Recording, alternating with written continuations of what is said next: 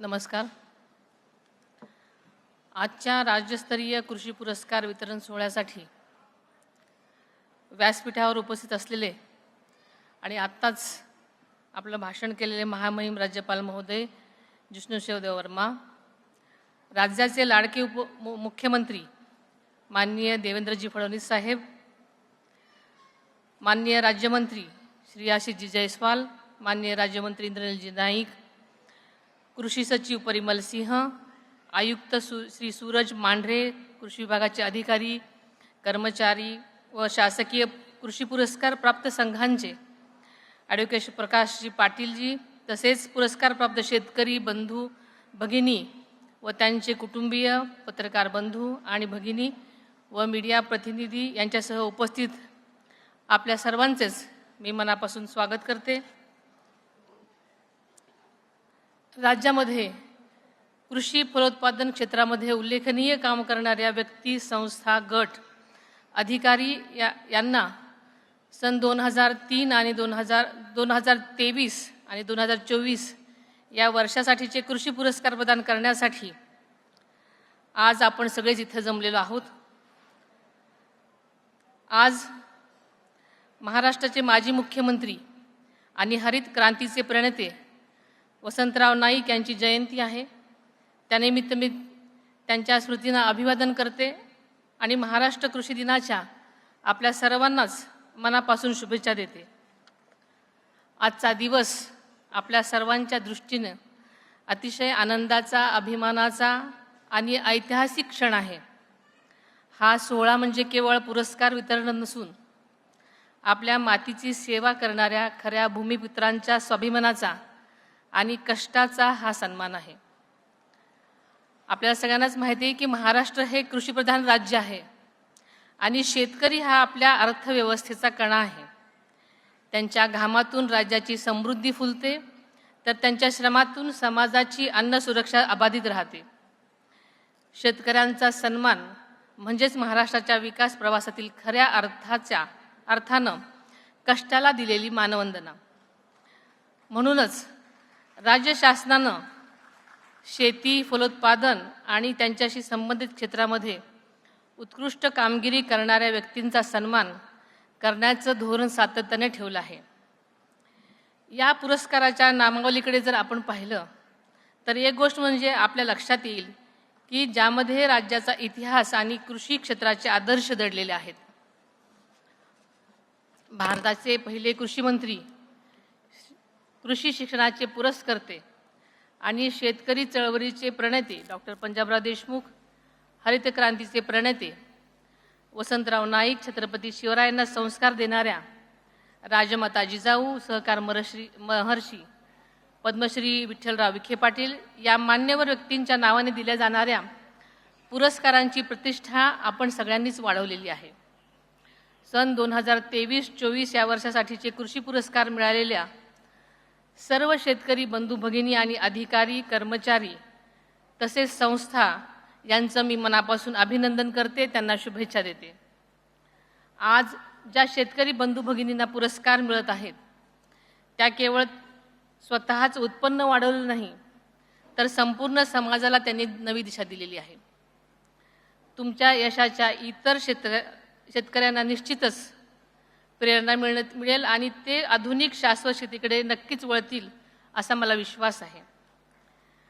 या पुरस्कार सोहळ्याच्या आयोजनासाठी ज्यांनी मेहनत घेतली ते कृषी मंत्री दत्तात्रय भरणे, राज्यमंत्री ॲडव्होकेट आशिष जयस्वाल, कृषी विभागातील सर्वच अधिकारी, कर्मचारी यांचं मी मनापासूनच सुरुवातीलाच अभिनंदन करते. आपल्याला माहिती आहे की प्रधानमंत्री किसान सन्मान निधी योजनेच्या 23व्या हप्त्याचं वितरण नुकतंच देशाचे आदरणीय पंतप्रधान नरेंद्र मोदी साहेब यांच्या हस्ते करण्यात आलं. राज्यातील सुमारे 91 लाख शेतकऱ्यांच्या खात्यामध्ये 1817 कोटी रुपयाची रक्कम जमा होणार आहे. केंद्र सरकारच्या 6000 रुपयांच्या जोडीला आपल्या राज्य सरकारकडून नमो शेतकरी महासन्मान निधी योजनेच्या माध्यमातून 6000 रुपये देण्यात येत आहेत. या निधीमुळे शेतकऱ्यांना बियाणं, खतं, औषधं आणि शेतीच्या इतर आवश्यक खर्चासाठी वेळेवर आर्थिक मदत उपलब्ध होत आहे. राज्य शासनानं शेतकऱ्यांना दिलासा देण्यासाठी पुण्यश्लोक अहिल्यादेवी होळकर शेतकरी मुक्ती योजना जाहीर केलेली आपल्याला सगळ्यांना माहिती आहे. या योजनेचा लाभ 56 लाख शेतकऱ्यांना मिळणार आहे. या योजनेच्या अंतर्गत 36,585 कोटी रुपयाची कर्जमाफी करण्यात येत आहे. नियमित कर्जफेड करणाऱ्या शेतकऱ्यांना प्रोत्साहन म्हणून 50,000 रुपयापर्यंत प्रोत्साहन अनुदान देण्यात येणार आहे. राज्य शासनानं राज्यातील शेतकऱ्यांसाठी आपल्याला सगळ्यांनाच माहिती आहे की मुख्यमंत्री बळीराजा मोफत वीज योजना लागू केलेली आहे. आणि आपल्याला माहिती आहे की या योजनेच्या अंतर्गत 7.5 हॉर्स पॉवरच्या पर्यंतचे कृषी पंप वापरणाऱ्या शेतकऱ्यांना पूर्णपणे वीज मोफत दिली जात आहे. तर 7.5 हॉर्स पॉवरवर वीज दरात सवलत दिली जात आहे.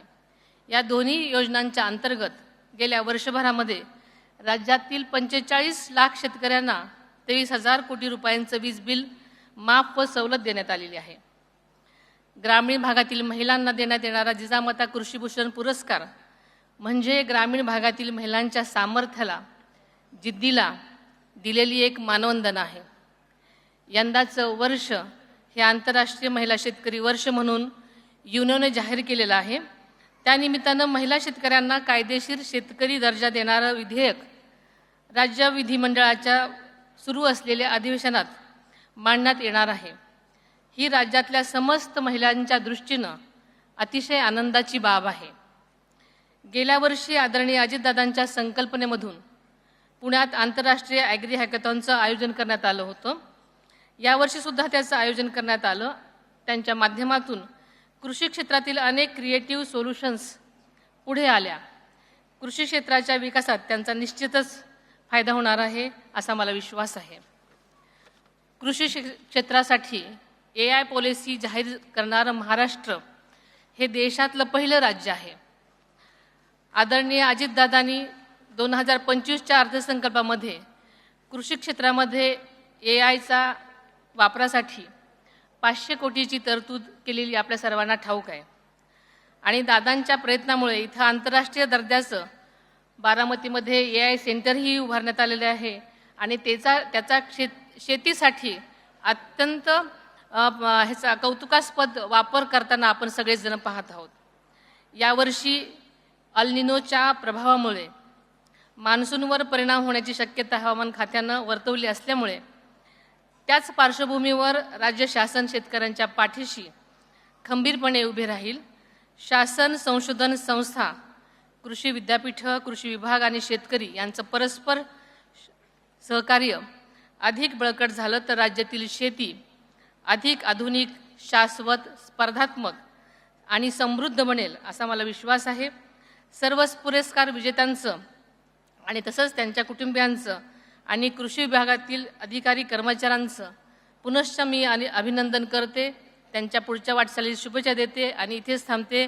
जय हिंद, जय महाराष्ट्र.